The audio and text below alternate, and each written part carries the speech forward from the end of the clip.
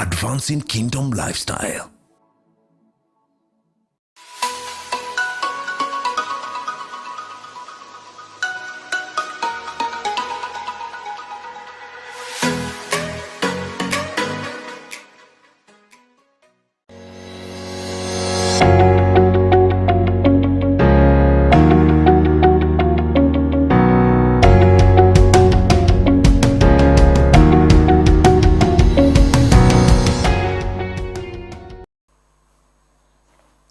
Good morning, ladies and gentlemen.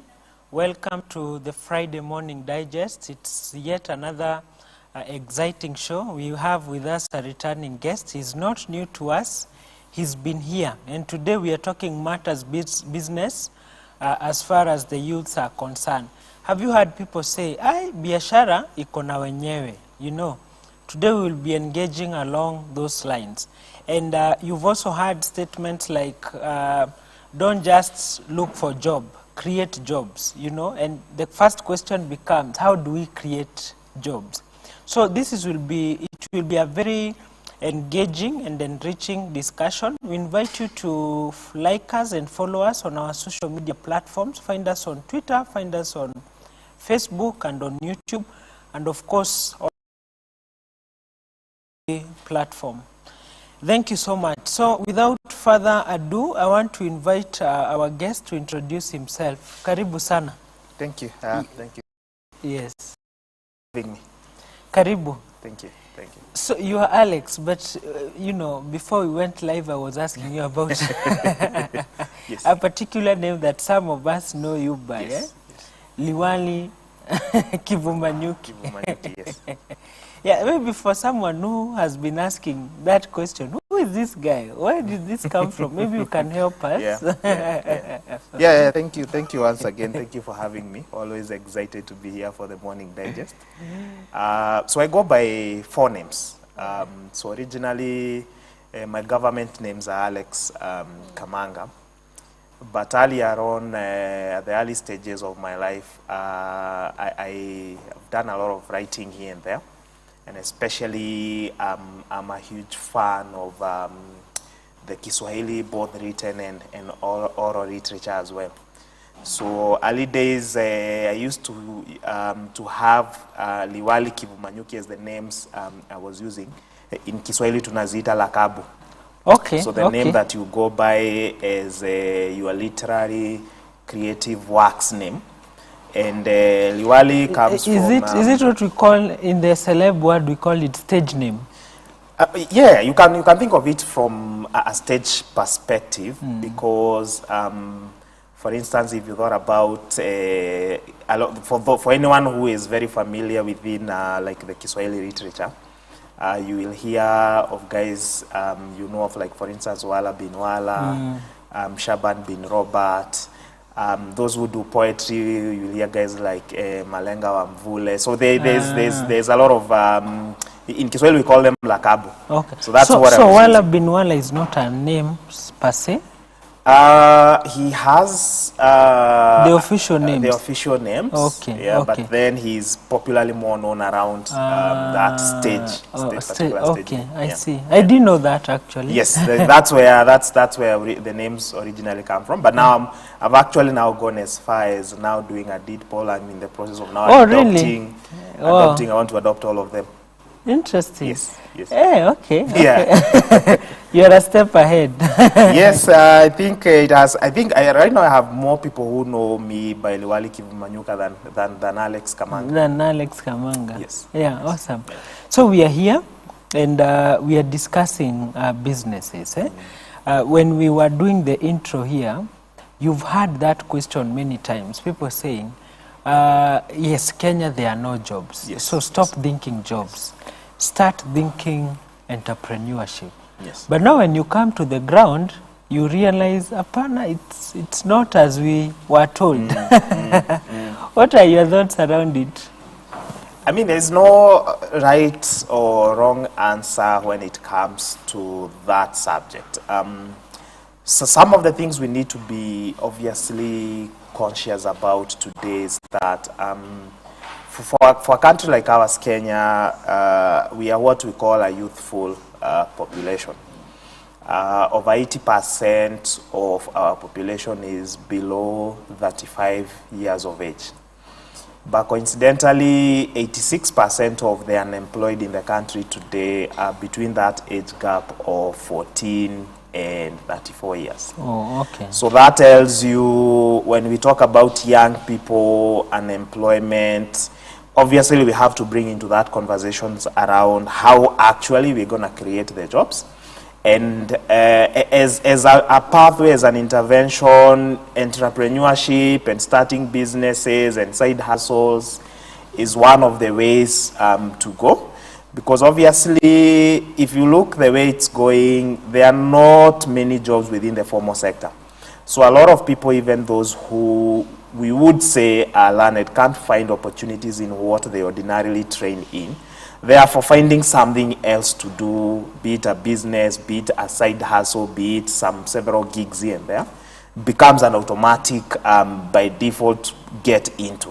So I think there's a correlation around that. The only question is starting businesses what's really going to create the jobs? Partly, yes, because think of the one young person who starts a business, right? And that business starts generating income. That's one person taken off the unemployment calendar, right? If then we could potentially then start growing those businesses to becoming scaling businesses, then it means one young person who starts a business could potentially employ another 3. And if that circle was properly done, then we could get to a place where we can start looking at what does the employability, entrepreneurship structure look like around creating more jobs. But of course, there are many challenges that you would think around even getting into that space. Yeah. So maybe you can just take us through your journey. I know you are the CEO of FUNDIS, Yes. a tech company. Yeah. How has it been? How did you even get there? Yeah. Did you believe that you will actually make it? Did you fail at some point? And how has it been generally?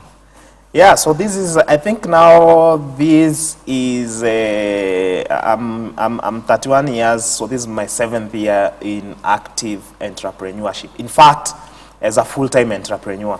Wow. But for as long as I can remember, way far back from when I was a kid. So I was always one of those kids when you'd be asked, what do you want to be when you grow up? I really never had any idea. Okay. So I wasn't one of those kids who knew I want to be a lawyer, I want to be a doctor. One thing that I can recall vividly is that my grandfather used to have a friend who I later much in life learned was in business, right? Okay. But for as long as I can remember, even being in the village, I remember just seeing him with new cars.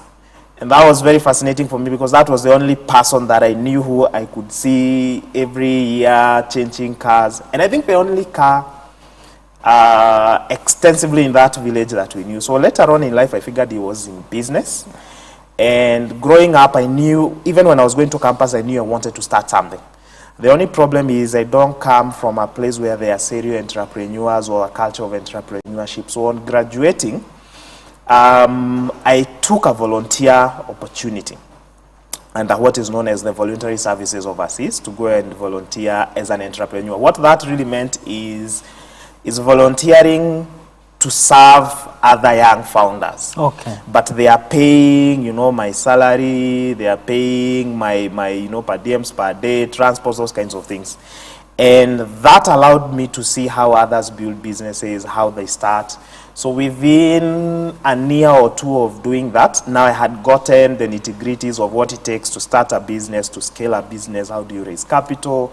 How do you set up teams? How do you that whole fundamental thinking around marketing, setting up legal structures. And yeah, so in 2016, I think, is when I decided this is it. And have I failed? Yes. In a streak of about 5 businesses, FUNDIS is the first that has peaked, all of the others being failures. And coincidentally, most of those businesses I have actually done with the same people. So some of them now we are with around the FUNDIS space. Wow. So it has been a learning journey, exciting. The way I feel like right now, it's just what I'm saying. I feel like now FUNDIS is at its second founding. So in fact, I feel like FUNDIS has just entered, a second founding. So I feel like it's day one.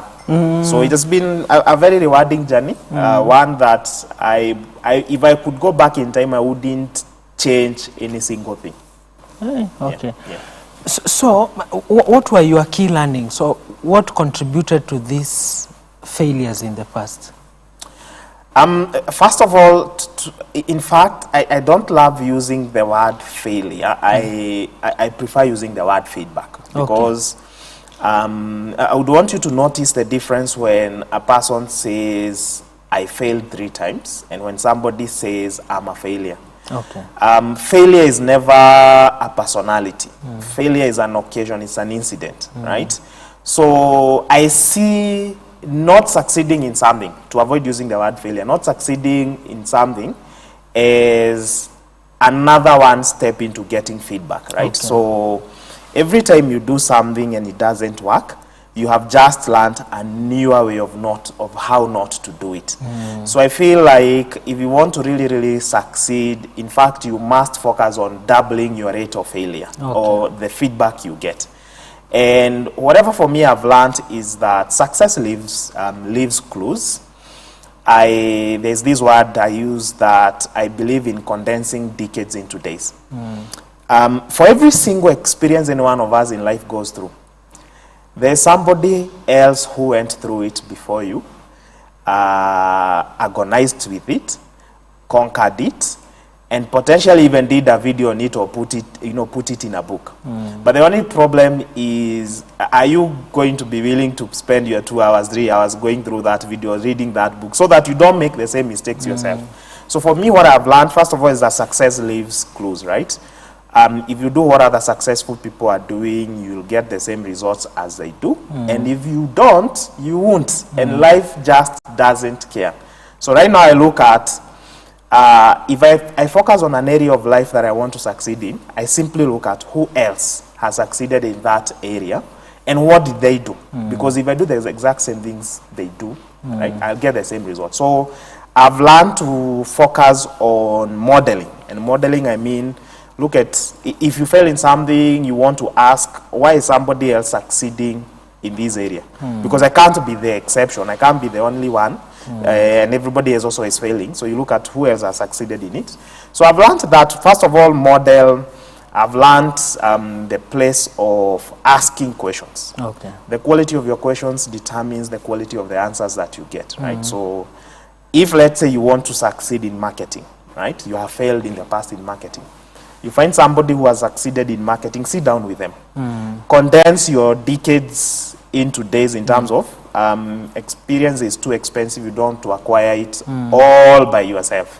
So I've learned, talk to people, see how you can even stand on the shoulders of others. In fact, if there's anything helping me today is calling back to the people I worked for.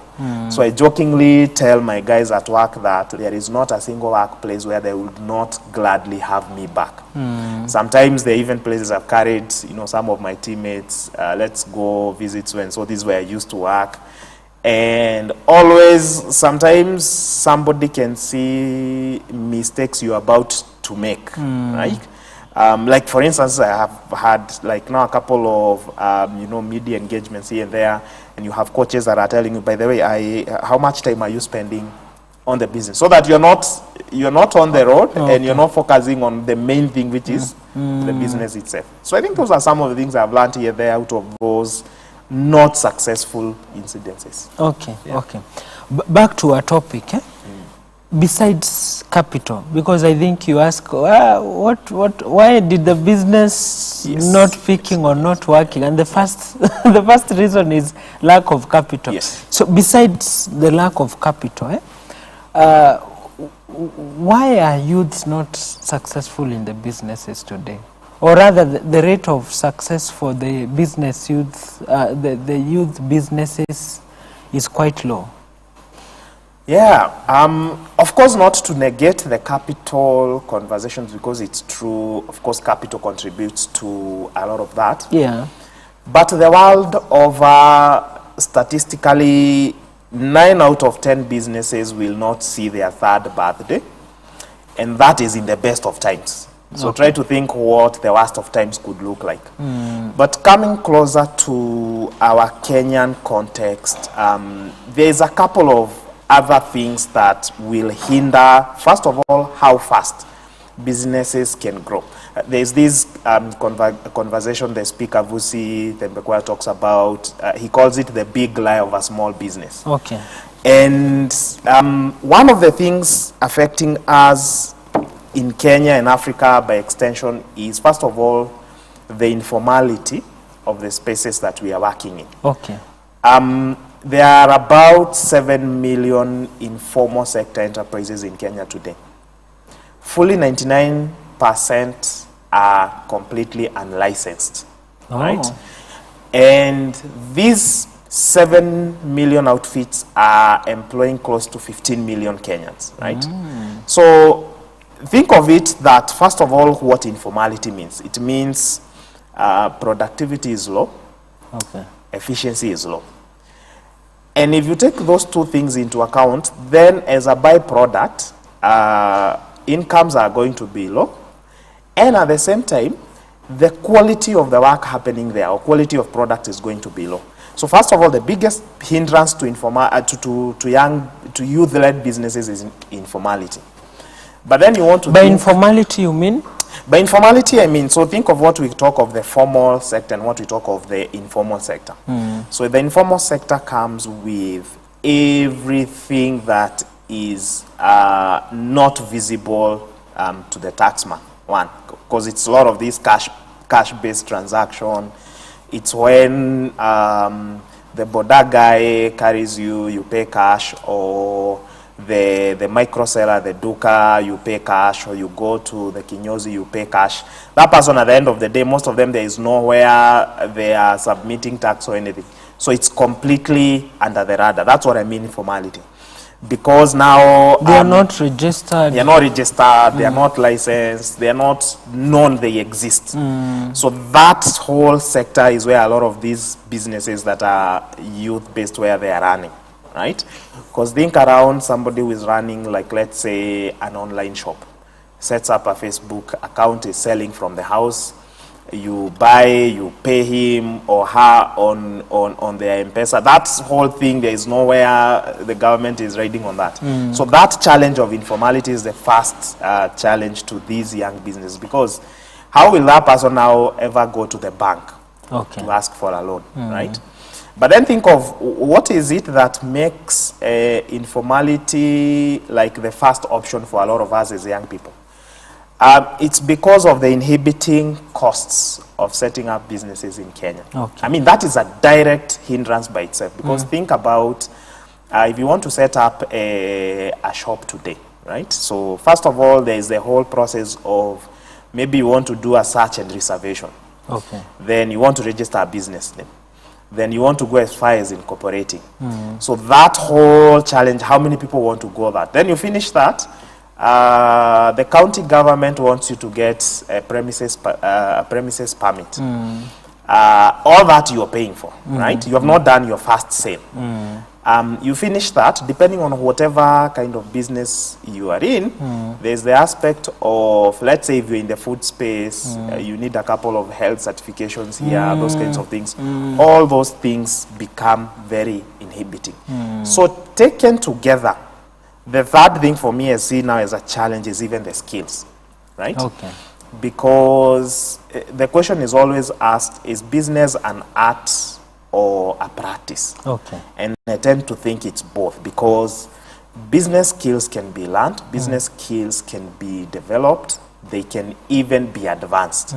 So how many young people going into the business have run a business before and even have the skills to grow a business? And that's what I was referring to, like the big lie of a small business. The challenge with encouraging every single young person, let's start businesses, is do we have the necessary skill to take a business from, let's say, 10,000 Kenya shillings as your sales revenue to 1 million Kenya shillings as sales revenue, and you're still able to separate your, the revenue of the business from the total sales, right? That I won't make the money and decide to go for holiday, and therefore next month I don't have stock. So I feel also skills in terms of running businesses is another huge hindrance, because a business can only grow as far as the person who is leading it. Okay. So in fact, the owner of the business is the chokehold on that business. If the owner grows, the business will grow. If they never grow, the business will remain at the same level. There is a book you've been talking about this, the informal sector. Yes. Take us a little bit about it. Right, so in fact, I hate to admit this is a book that I first came across when I was in university. I used to visit the National Library a lot. Okay. And I came across this book written by a guy known as S.M. Wamai. And he titled the book, The Coming Juakali Boom. Okay. So in fact, I'm trying to pursue how to get republishing rights for that book, because I feel it's a book that's worth being read by every single Kenyan. Now, he wrote that book in, I think, 1983. And in 1983, in his book, he says, this year there's going to be 16,000 graduates. That was 1983? 1983.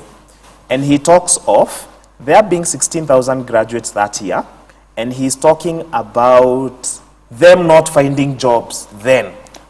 1983. But we keep referring back to the old good days when I mean, so this guy projected how the Kenyan economy would grow. So he put it into 6 phases, right? And the last phase, which I almost feel like this is a prophetic book, is the season we are in. And he titles now the 6th phase as the phase of the Kenyan multinational.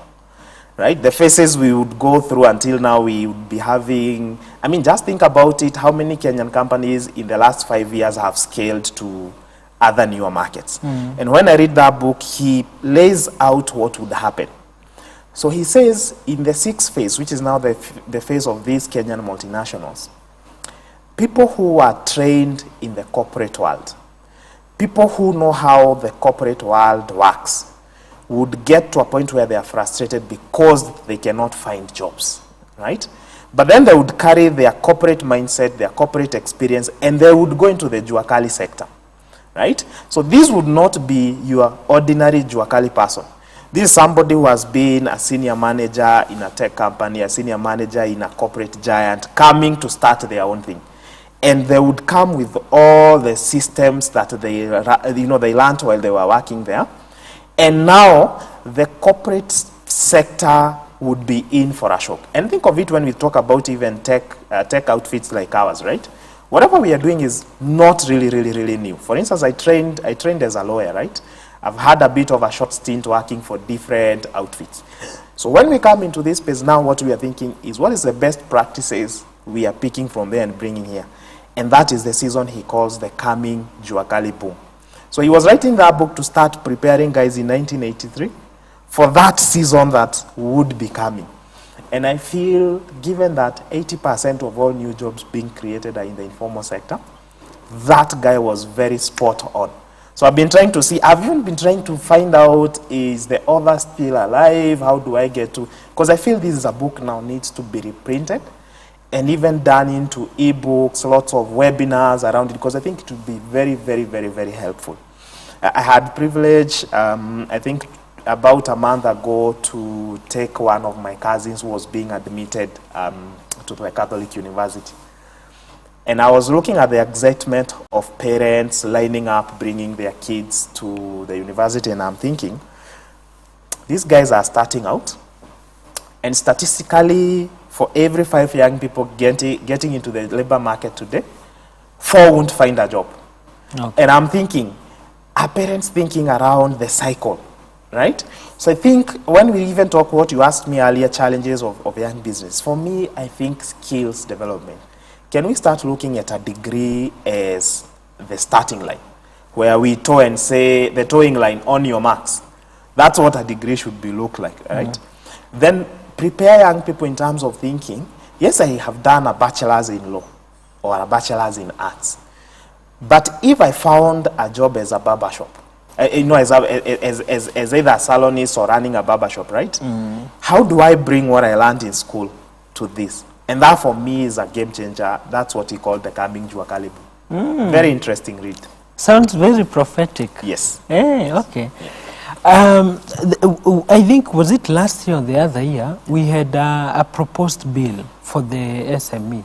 Yes. You are privy to that? How did it go? Yeah, I think you mean the startup. Yeah, the startup bill. The startup bill. Yeah. So yes, I had occasion to even watch at some of the conversations that were going on, and a courtesy of the Sandbox CEO, Mr. Joram Winamo, like, because there were some of the guys who were like, consulting for that even before now. Sakaja brought it onto the floor of the house.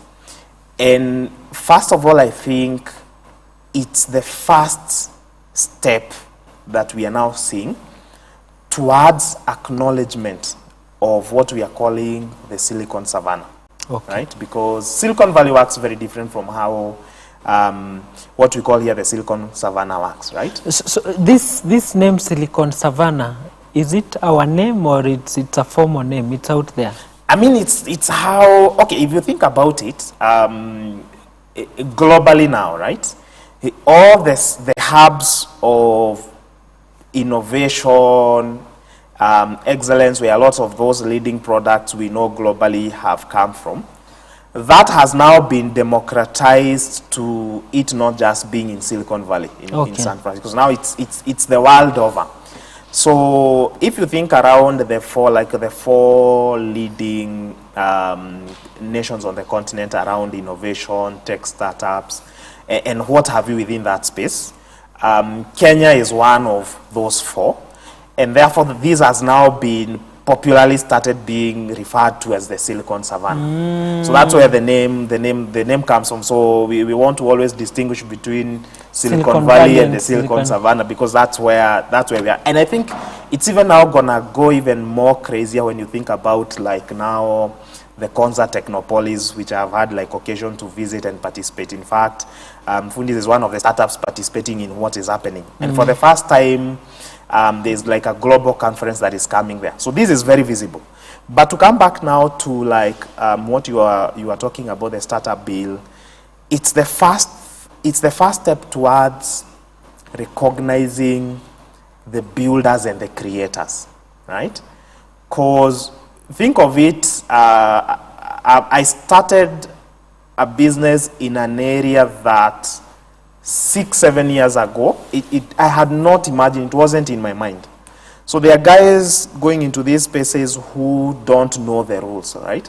Even closely related to the startup bill, you can think of like what had been proposed, the ICT bill, where now like there are proposition for like, a committee that licenses like all these creatives. But think about it, somebody who left their law degree and went and taught themselves how to code. How do you then start regulating such a person? So the startup bill had a lot of thinking into regulation. Into not even just regulation, but how do we build a favorable environment for these startups? So even it's coming to the floor and the participation that went into it, because the really good thing about it is that players within that space were involved. So accelerators, incubators, all these venture builders, including investors in the space, right? Because capital needs to be regulated. There's how capital works. If you thought about, even tax structures and those kinds of things, there's just how startups work. And I mean, the startup bill was like a really good move. I'm not sure whether it was completely adopted. I'm not sure where that is right now. No, it was shut down. I know. Yeah. But at the initial stages, that participation really was the first like good sign into involving the players in the field in a law that's supposed to affect what they do. Wow. Yeah. Thank you, ladies and gentlemen. It is a wonderful, wonderful discussion that we are having here at Elevate TV. And we are just going for a short break and we will be right back. Asante.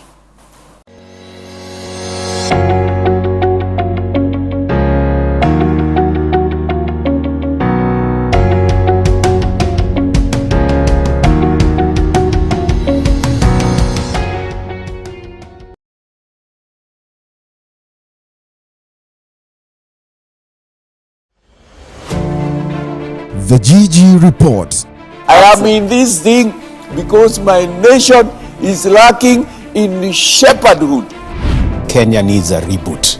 Right. It needs a reset. A show with big, bold ideas and honest conversations. Do we value this country? So why is it that we are allowing our pulpit to be soiled with words? Honest conversations that educate, transform. What are the challenges that are facing African economies? If you look at any of our systems in Africa, it is still primarily somewhat paper-based. An advanced kingdom lifestyle. We may have so many ideas, Yes. but we must narrow down and decide as a people, Yes. as a country, Yes. and as a nation, Yes. this is what we want to do. No time better than now Yes. to be tapping into the mind of God and the Spirit of God for guidance. Absolutely. Right? Yes. Hosted by Pastor Godfrey Gishuki every Friday 8 p.m. to 9 p.m. exclusively on Elevate TV.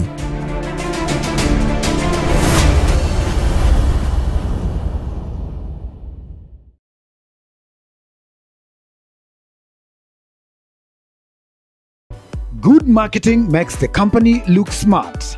Great marketing makes the customer feel smart. Are you looking for a place to advertise your upcoming conference, church meeting, or ladies' meeting? Look no further. Elevate TV is offering you a chance to advertise from as low as 5,000 Kenyan shillings. Talk to us today. Call us on 0705 872237.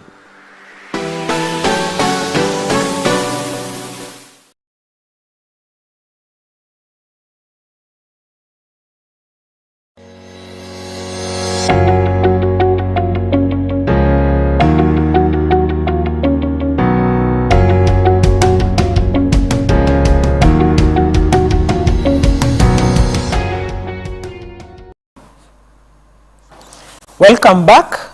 We are continuing with our discussion. So, Bwana Liwali Kivumanyuki. So, how can we,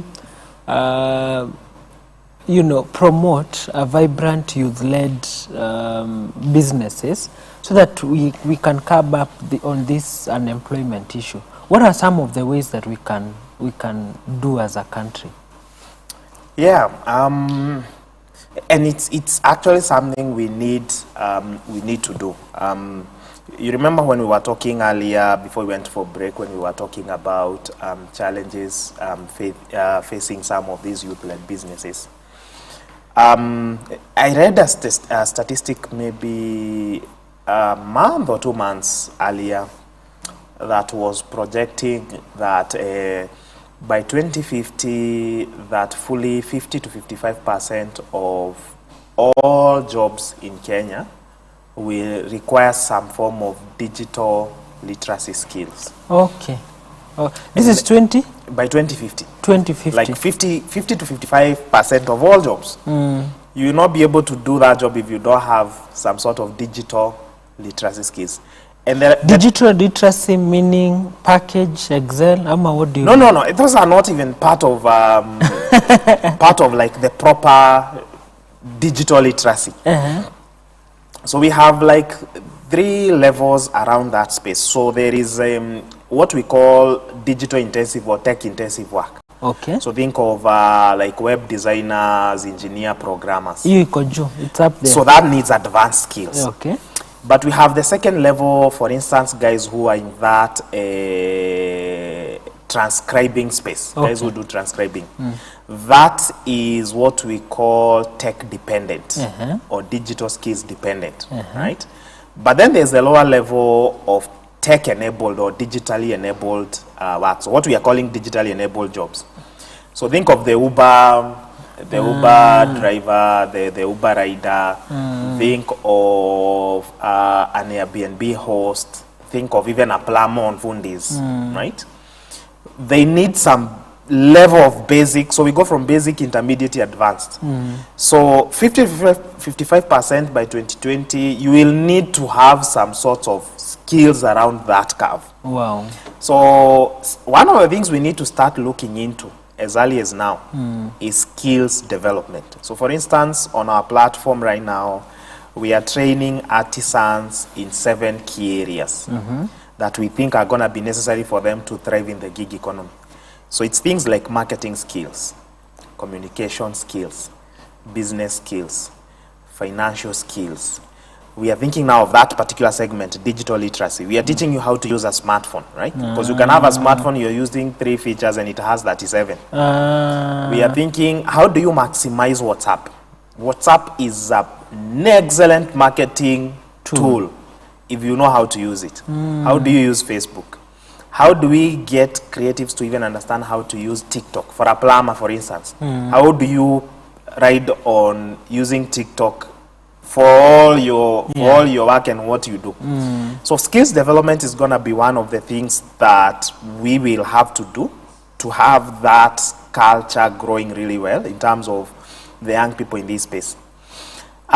Second to it, and I mean, even before I forget, for that skills development, so I also saw a report by UNESCO, Huawei Kenya, and the African Center for Technology Studies that says that already right now, 30% of Kenya's workforce is inadequately skilled at all levels. At all levels? At all levels, 30% from right entry now. To... From entry to advanced, right?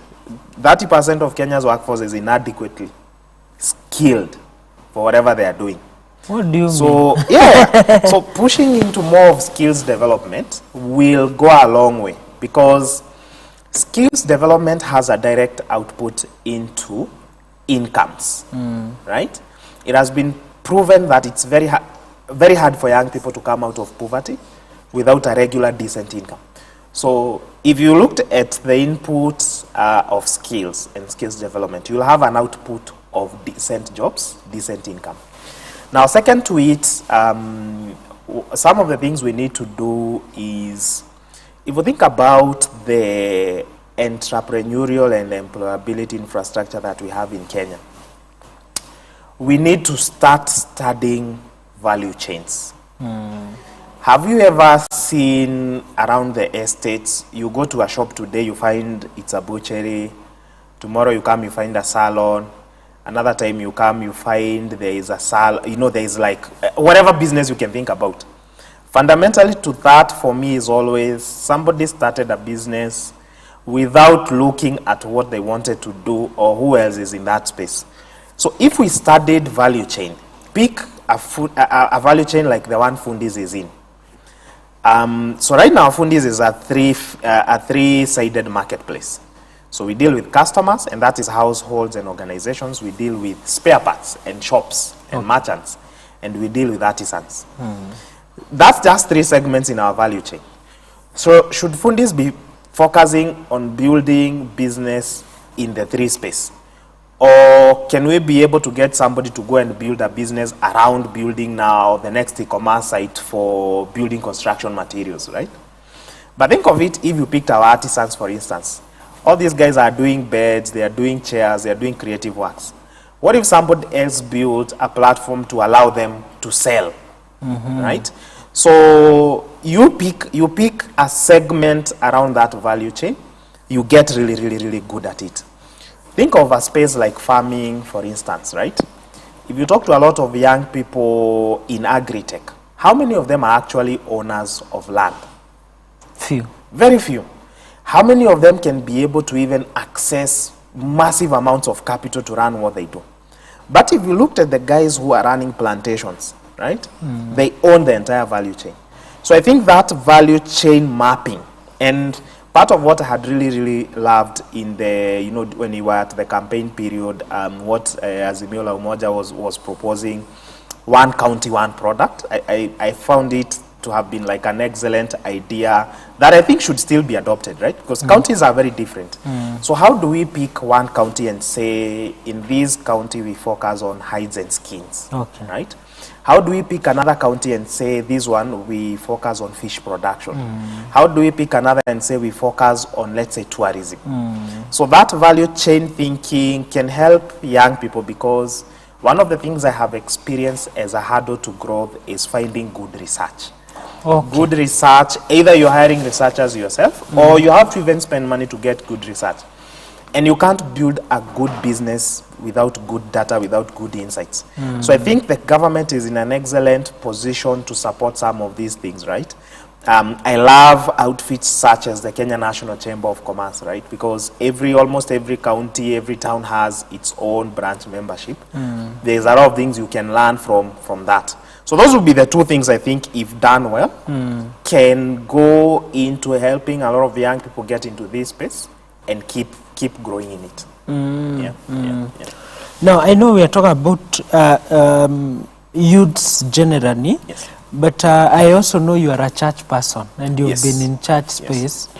What have you observed with the youth in church and the youth? Do you see an attitude issue or something of the sort? When it comes, let's say, to starting businesses and running businesses? Fundamentally, right now, I honestly wouldn't say there is much difference. And I think for me, the only thing I'm seeing not being taken advantage of is actually the core fundamentals of our faith, and how they can even help us become more excellent or even grow faster within that business space. Because I think the mindset we need to keep talking to more young people. I see, if you thought about entrepreneurship, I often sometimes use this statement that God is the original entrepreneur, right? God is the ultimate creator. If you look at the whole account in Genesis, the first chapter, it's about bringing things into being that were previously not there. So I think entrepreneurship is a really good way into advancing that call. And I look at it as more towards co-creating with God.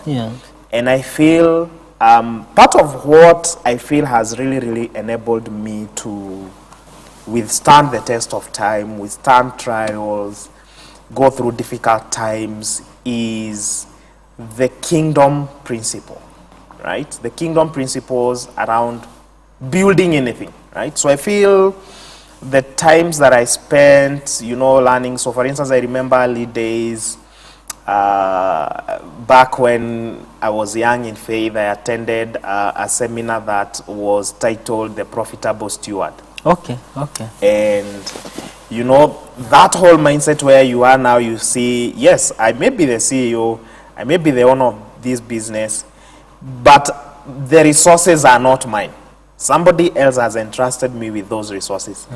And at the end of the day, I'm going to give an account of what did I do with his capital, right? What did I do with his talent pool of people that he gave me? Was I the guy who helped people to grow within whatever they were pursuing? Was I the person who helped people get into their destiny paths?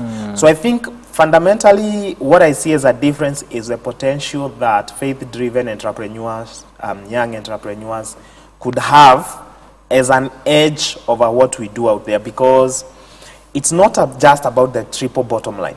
It's not just about the profits, but it's also about passion and about purpose, right? It's about this thing I'm doing, right? How does it advance the kingdom a step ahead?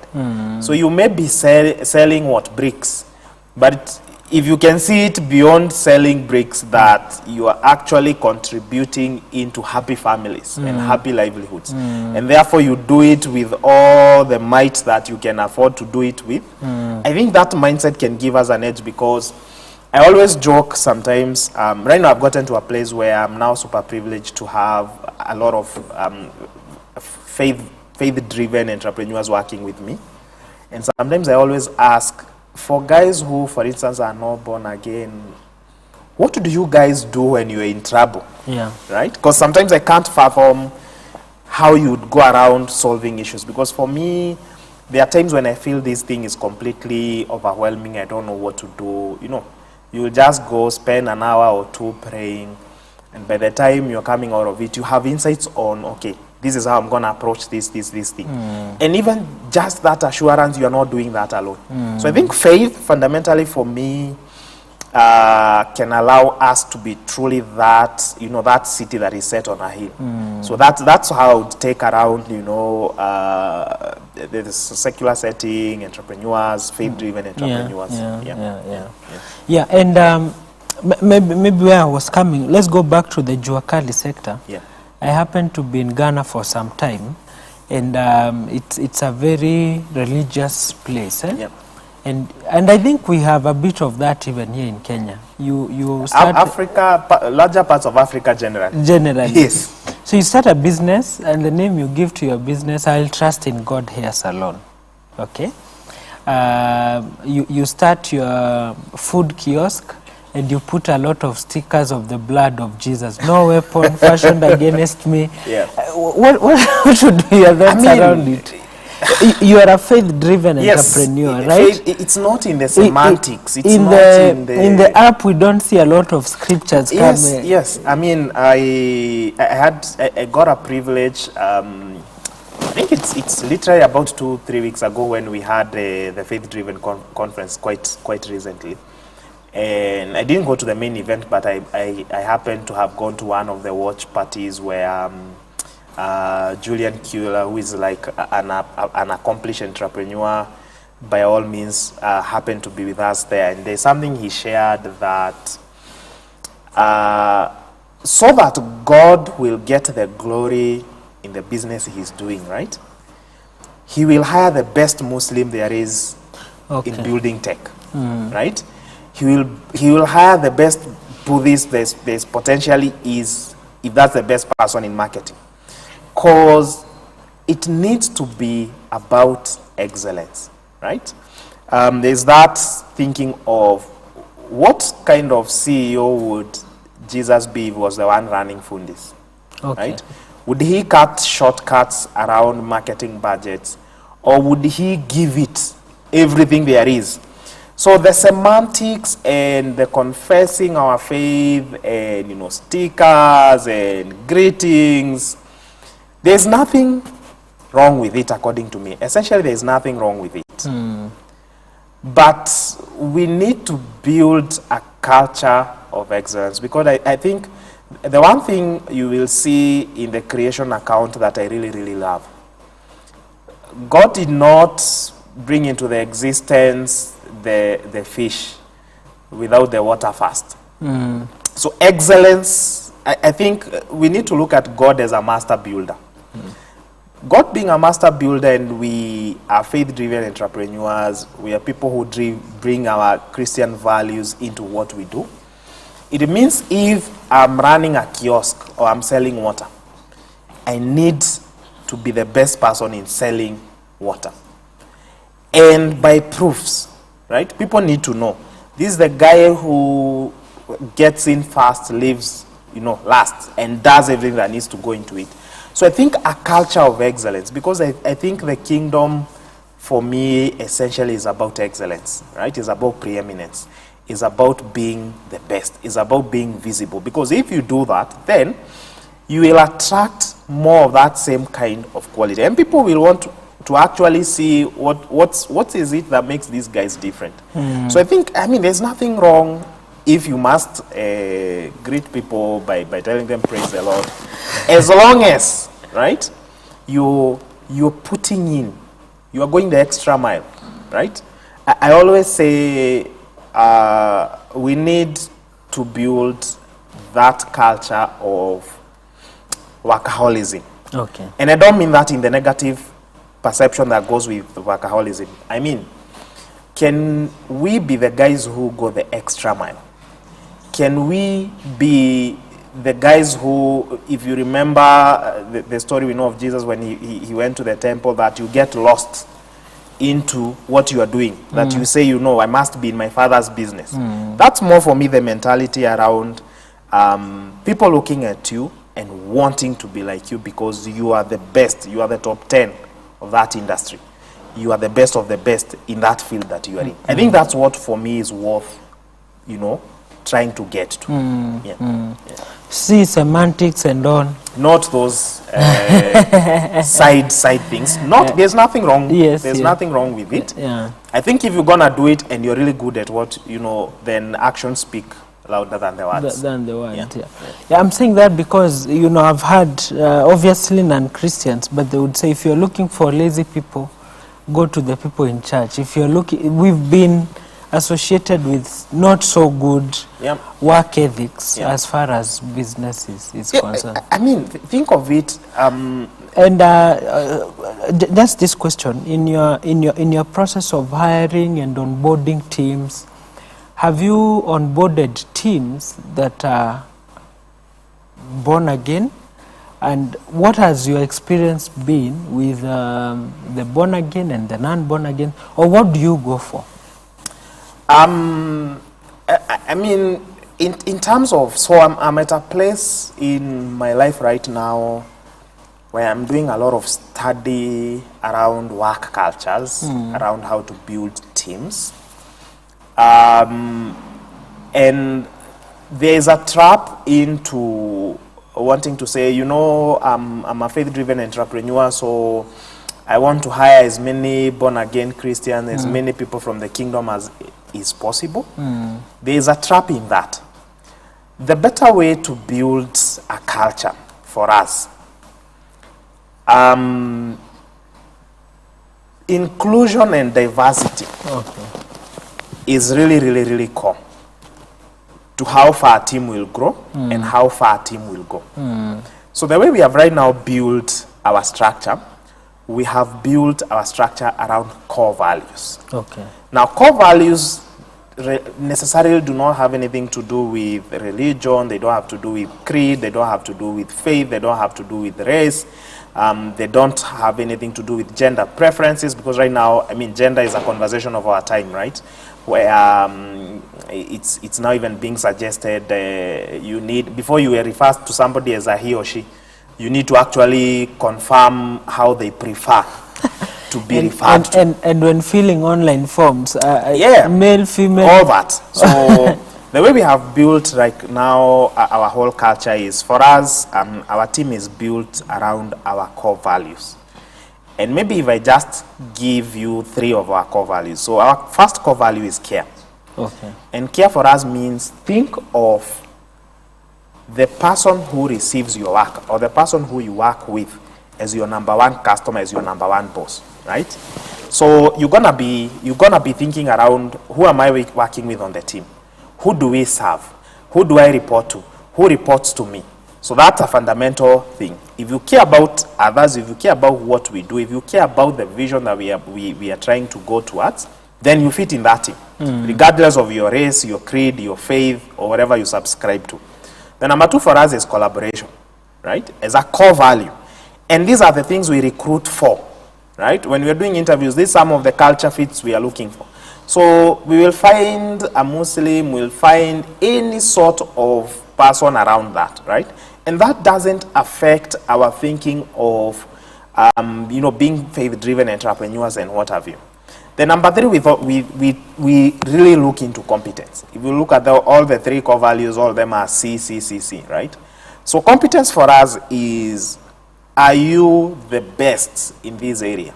Because we are hiring you with a certain mandate in mind. And we want guys who will be able to deliver on that. So essentially, we hire because of the core values, because of that culture fit. But then we keep promoting and we keep interacting around what is being executed. So for us, we don't have a structure in place that would jeopardize leaving anyone behind. We don't have a structure that essentially would be looking like you are born again.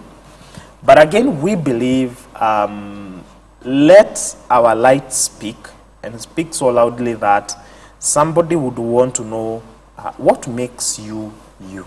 And we think that's the right way to adopt that, because best teams are diverse, they are dynamic.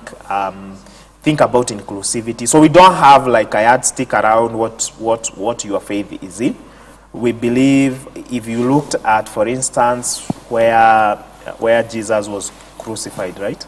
You will notice the cross was written in a couple of different languages. Jesus was literally crucified in the marketplace. The marketplace is a gathering of all races, all walks of life, all nationalities, all those kinds of things. And we think that's where faith-driven businesses need to be positioned, right?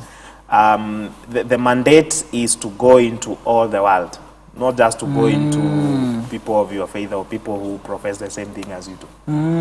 Yeah. Hey, interesting, Alex. So, you know, I keep asking this question, which I think is good, because I think some of us in business, you are caught between, I am here to advance the kingdom of God. And part of advancing the kingdom of God is to help my brothers and sisters who are already in the kingdom. Yeah, so how about you on board not a Christian, so to speak, and they are doing other things. Yes, they fit to your care, they fit to your core value, but spiritually you are not aligned. Do you I mean, it's a tricky balance, because let's think about when we rate the best workplaces. And in fact, I've started now studying a new area guys are calling corporate chaplaincy, right? Okay. And what we now I see now in the US, where we have like corporate chaplains, people who in certain workplaces are actually designated to meet people's needs around some of those areas, right? If you're born again, it's actually like somebody who will actually even pray with you around difficulties you're having.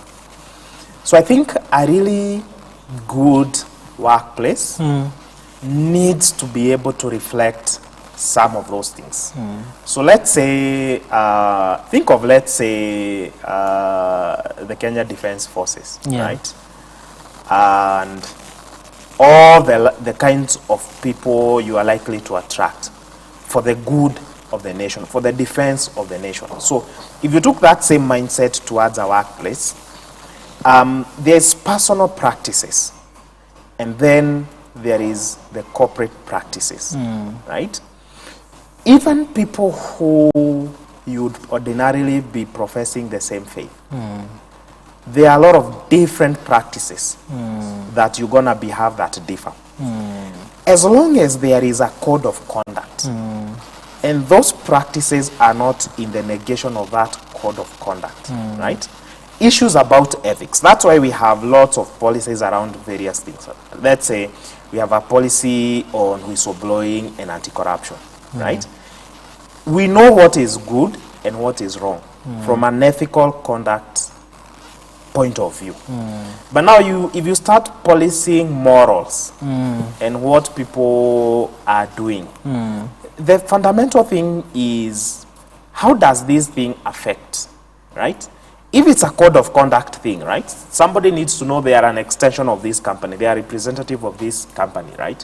So there's what we do here and what we are subscribed to here, and there's what we don't accept. So I think it has to be built around what is right and what is wrong, right? Not what is popular and what is not, what is preferable to you. Because as a faith-driven entrepreneur, who am I to want to impose my morals, my values on others, right?